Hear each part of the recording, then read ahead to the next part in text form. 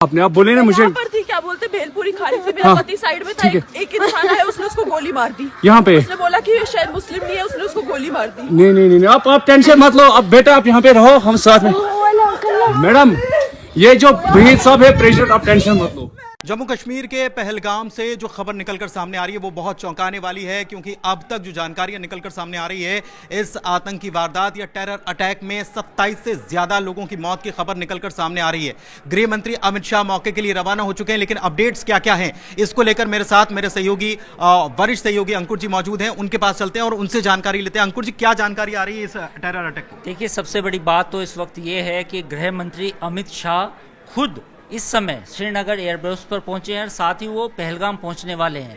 दूसरी सबसे बड़ी खबर ये है कि प्रधानमंत्री नरेंद्र मोदी के साथ बातचीत हुई है गृह मंत्री की। उन्होंने निर्देश दिया कि आप वहां जाएं, क्योंकि जब ये खबर आई, सबसे पहले जब ये खबर आई तो केवल एक व्यक्ति की मौत की खबर आई थी, यानी कि एक पर्यटक की मौत की खबर आई थी।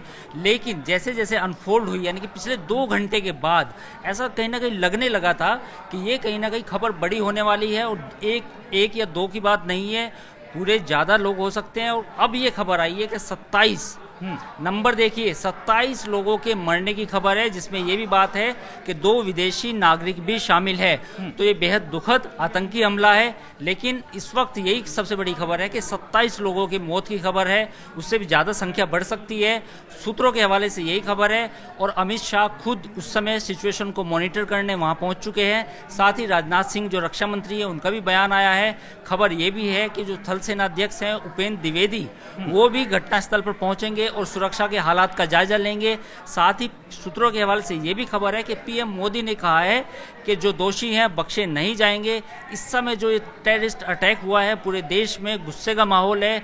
लोग ये कह रहे हैं कि ये आतंकी हमला, जो कायराना आतंकी हमला हुआ है हमारे लोगों पे, बेसिकली वो सिविलियंस थे। वो जिन लोगों को मारा गया है वो आम पर्यटक थे पहलगाम। जैसा कि आपको एक चीज और है कि धर्म के आधार पर ऐसा गोली मारी गई, नाम पूछ कर कलमा पढ़ने को लिए कहा गया, ऐसी भी खबरें। देखिए, कुछ मीडिया रिपोर्ट्स ऐसी आई हैं जिसमें यह कहा गया कि कुछ लोगों से पूछा गया कि आपका मजहब क्या है।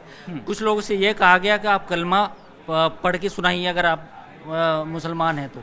ये खबरें भी आई हैं। लेकिन आप ये सोचिए कि जो लोग वहाँ घूमने गए थे, कश्मीर में घूमने गए थे, उनका क्या कसूर था? उनको निहत्ते थे, वो तो केवल घूमने गए थे। तो जब घूमने व्यक्ति जाता है वो हथियार लेके थोड़ी जाता, वो लड़ने थोड़ी जा रहा था। तो ऐसे व्यक्ति जो आम लोग थे, आम पर्यटक थे, उनको धर्म के आधार पर, जैसे मीडिया रिपोर्ट्स में कहा गया है, धर्म के आधार पर निशाना बनाया गया। तो बेहद ही अफसोसनाक और ये कायराना आतंकी हमला हुआ है। पुलवामा के बाद, पुलवामा में जो घटना हुई थी उसके बाद ये दूसरा मतलब एक बड़ा आतंकी हमला कहा जा सकता है रिसेंट टाइम्स में। बिल्कुल। और ये आपको बता दें कि सेना के कपड़े पहनकर आए थे, मतलब सेना की वर्दी में थे। 2 की संख्या बताई जा रही है। और सबसे पहले एक शख्स से पूछा, वो राजस्थान का रहने वाला था, उससे जैसे उसका नाम पूछा और उसके गोली मार दी गई, मौके पर मौत हो गई। उसके बाद वो गोलीबारी करते हुए फरार हुए हैं। और अंकुर जी से और जानकारी लेते हैं। 2 विदेशी नागरिकों की जानकारी निकलकर सामने आ रही है। कौन कौन से देश के नागरिक है, क्या खबर है? एक नागरिक इटली का बताया जा रहा है, एक इजराइल का बताया जा रहा है। तो 2 विदेशी नागरिकों की मौत की खबर है।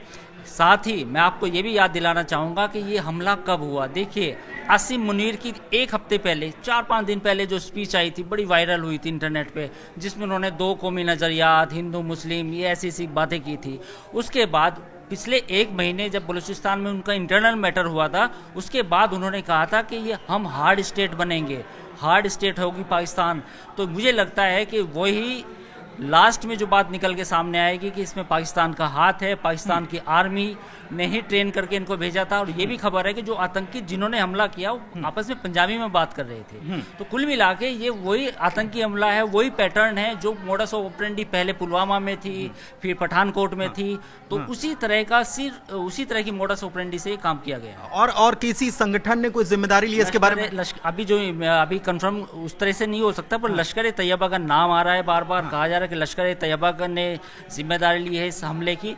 और 27, अब ये भी खबर है, एक अपडेट मैं आपको और दे दूं कि 27 से ज्यादा की है, यानी कि संख्या 27 से ज्यादा बढ़ सकती है। 27 से ज्यादा बढ़ सकती है। हाँ, यानी 30 भी हो सकती है, 32 भी हो सकती है। एक चीज और है कि ये जो जहां हमला हुआ है ये बैसरन घाटी है, और ये जम्मू कश्मीर का वो क्षेत्र है जहां पर पर्यटक बड़ी संख्या में पहुंचते हैं।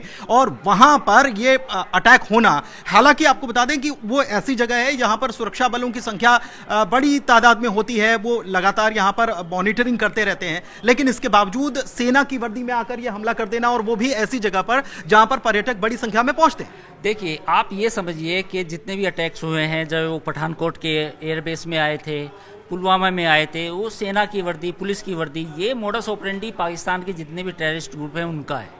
वो जानते हैं कि अगर हम नॉर्मल ड्रेस में जाएंगे तो पकड़े जाएंगे, तो यही मोडस ऑपरेंडी से काम करते हैं। लेकिन ये सेंध लगाने जैसी बात हो गई।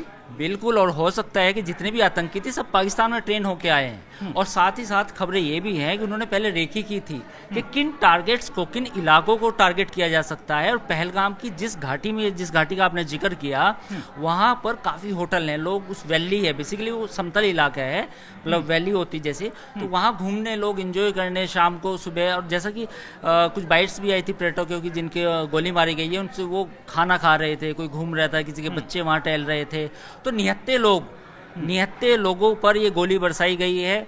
और उमर अब्दुल्ला खुद इस समय मॉनिटर कर रहे हैं सिचुएशन को। उन्होंने ट्वीट भी किया है कि मेरी एक मंत्री हैं, उनको उन्होंने कहा है कि आप सिचुएशन का जायजा लें। अमित शाह वहाँ पहुँच चुके हैं। मनोज सिन्हा का भी बयान आया है, जो वहाँ के गवर्नर हैं।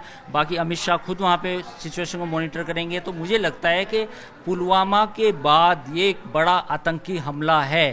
पिछले एक डेढ़ साल में जब पाकिस्तान की सारी कोशिशें नाकाम हो गई, कोई हमला करने की जो अक्सर वो करता रहता था, फेल हो गई, तो उन्होंने लेकिन अभी एक चीज और कि गर्दन की नस कहा गया वहां सेना प्रमुख, पाकिस्तान के सेना प्रमुख की तरफ से, ये इसको कैसे देखते हैं?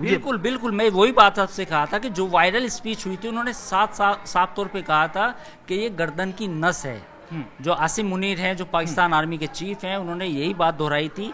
तो बेसिकली पाकिस्तान की आर्मी को आपको समझना पड़ेगा, वो कभी सीधे लड़ाई नहीं करती।